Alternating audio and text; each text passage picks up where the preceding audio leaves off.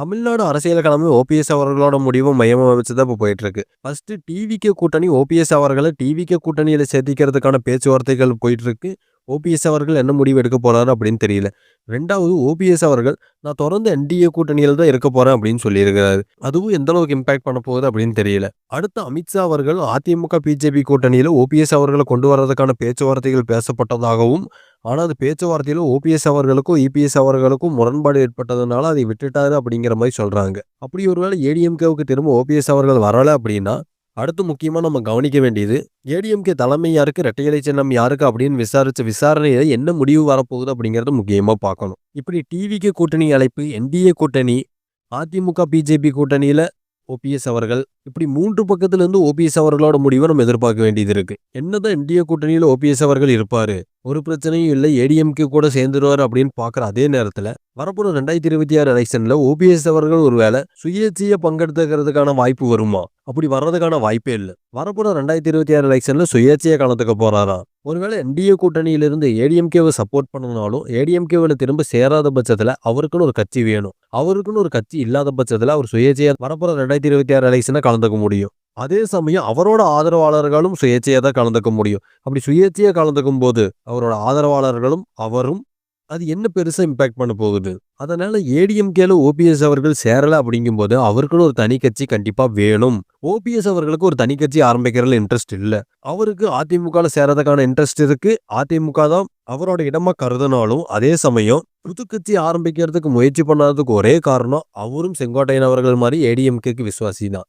புதுக்கட்சி ஆரம்பிச்சுட்டு போனா ஏடிஎம்கேவுக்கு துரோகம் பண்ற மாதிரி நினைச்சிட்டா ஒரு புதுக்கட்சி ஆரம்பிக்காம இருக்கிறதுக்கான வாய்ப்பு அதிகமா இருக்கு. இப்போ வரப்போற 2026 எலெக்ஷன்ல ஒருவேளை சுயேட்சையா தான் கலந்துக்க முடியும் அப்படின்னு இருக்கிற சிச்சுவேஷன்ல ஒருவேளை ஏடிஎம்கேல திரும்ப சேர முடியல அப்படிங்கிற பட்சத்துல டிவிகே கூட்டணிக்கு போனாலும் டிவிகே சார்பில் இருந்து அவர் கலந்துக்க முடியாது.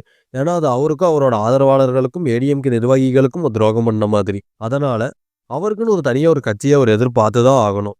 அப்படி ஒருவேளை ஒரு கட்சி ஆரம்பிச்சா அது கண்டிப்பா துரோகம் இல்லை, அது அவரோட கட்டாயம். இப்படி இருக்கிற ஒரு கட்டாயமான சூழ்நிலையில தான் ஓபிஎஸ் அவர்கள் ஒரு கட்சி ஆரம்பிக்கணும். இல்லைன்னா ஏற்கனவே சொன்ன மாதிரி ஏடிஎம்கேவுக்கு திரும்ப போகணும். இதுதான் அமித்ஷா அவர்கள் திரும்ப திரும்ப ட்ரை பண்ணிட்டு இருக்கிறாரு, ஓபிஎஸ் அவர்களை ஏடிஎம்கேவுக்கு திரும்ப போய் சேர்த்துக்கிறதுக்காக. திரும்பவும் ஒரு ஏடிஎம்கேவுக்கு போனாலும் ஓபிஎஸ் அவர்கள் தரப்புல இருந்து எந்த நிபந்தனைகளும் வைக்கப்படலை அப்படின்னு சொல்லப்பட்டாலும் ஒரு சில நிபந்தனைகள் வைக்கப்பட்டிருக்குமோ அப்படின்னு ஒரு சில கருத்துக்கள் போயிட்டு இருக்கு. இப்போ ஓபிஎஸ் அவர்கள் டிவிகே கூட்டணிக்கு போவாங்க, என்டிஏ கூட்டணியில தொடர போறாங்க, இல்ல ஏடிஎம்கே பிஜேபி கூட்டணியில சேர மாட்டாங்க, இதெல்லாம் ஒரு பிரச்சனையே கிடையாது.